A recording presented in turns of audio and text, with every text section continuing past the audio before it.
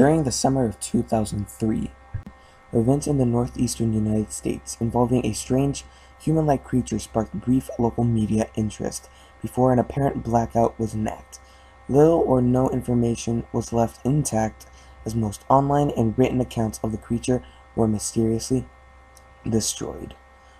Primarily focused in rural New York State and once found in Idaho, self-proclaimed witnesses told stories of their encounters with a creature of unknown origin. Emotions ranged from extremely traumatic levels of fright and discomfort to an almost childlike sense of playfulness and curiosity. While their published versions are no longer on record, the memories remain powerful. Several of the involved parties began looking for answers that year. In early 2006, the collaboration has accumulated nearly 24 documents dating between the 12th century and present day, spanning 4 continents. In almost all cases, the stories were identical. I've been in contact with a member of this group and was able to get some excerpts from their upcoming book. As I prepare to take my life, I feel it necessary to assuage any guilt or pain I have introduced through this act. It is not the fault of anyone other than him. For once I awoke and felt his presence, and once I awoke and I saw his form. Once again I awoke and heard his voice, and looked into his eyes. I cannot sleep without fear of what I might awake to experience. I cannot ever wake. Goodbye. Found in the same wooden box were 2 empty envelopes addressed to William and Rose, and 1 loose personal letter with no envelope. Dearest Lenny, I have prayed for you. He spoke your name. I have experienced the great terror. I have experienced the greatest terror. I have experienced the greatest terror. I see his eyes when I close mine. They are hollow, black. They saw me and pierced me. His wet hand. I will not sleep. His voice.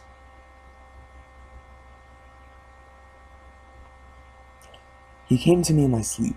From the foot of my bed I felt a sensation. He took everything. We must return to England. We shall not return here again at the request of the Rake. 3 years ago, I had just returned from a trip from Niagara Falls with my family for the 4th of July. We were all very exhausted after a long day of driving, so my husband and I put the kids right to bed and called it a night. At about 4 a.m. I woke up, thinking my husband had gotten up to use the restroom. I used the moment to steal back the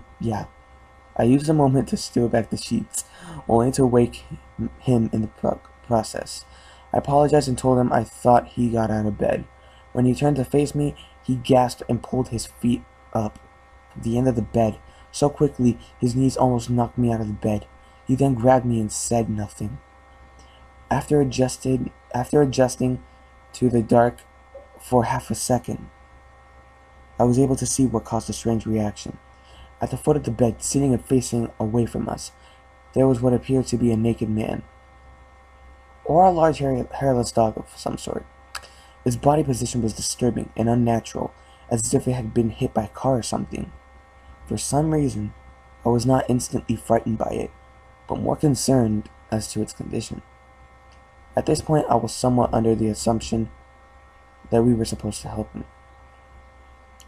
My husband was peering over his arm and knee, tucked into a fetal position, occasionally glancing at me before returning to the creature.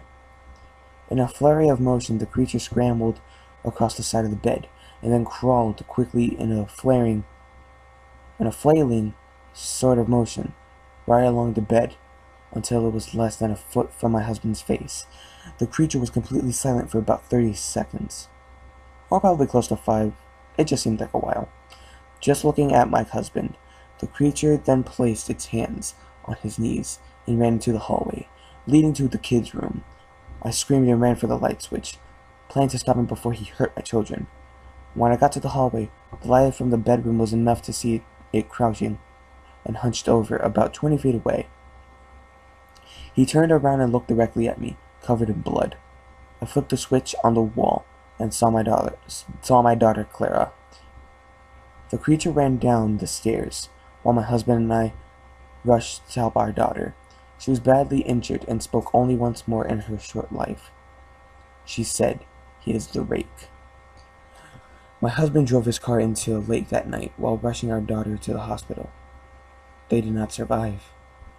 Being a small town, news got around pretty quickly. The police were helpful at first, and the local newspaper took a lot of interest as well. However, the story was never published, and the local television news never followed up either. For several months, my son Justin and I stayed in a hotel near my parents' house. After we decided to return home, I began looking for answers myself.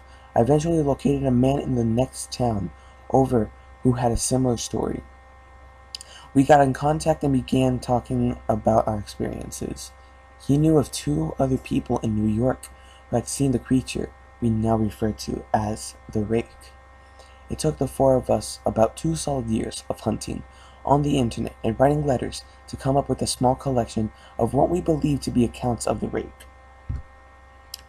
None of them gave any detail, history, or follow-up. One journal had an entry involving the creature in its first 3 pages and never mentioned it again. A ship's log explained nothing of the encounter, saying only that they were told to leave by the Rake. That was the last entry in the log. There were, however, many instances where the creature's visit was one of a series of visits with the same person. Multiple people also mentioned being spoke to, my daughter included. This led to wonder if the Rake had visited any of us before our last encounter. I set up a digital recorder near my bed and left it running all night, every night for 2 weeks. I would tediously scan through the sounds of me rolling around on my bed each day when I woke up. By the end of the 2nd week, I was quite used to the occasional sound of sleep while blurring through the recording at 8 times the normal speed. This still took about almost an hour every day. On the first day of the 3rd week, I thought I heard something different. What I found was a shrill voice. It was the Rake. I can't listen to it long enough to even describe it. I haven't let anyone listen to it yet. All I know is that I've heard it before, and now I believe that it spoke when it was sitting in front of my husband. I don't remember hearing anything at the time, but for some reason, the voice on the recorder immediately brings me back to that moment. The thoughts that must have gone through my daughter's head make me very upset. I have not seen the Rake since he ruined my life, but I know that he has been in my room while I slept. I know in fear that one night I'll wake up to see him staring at me.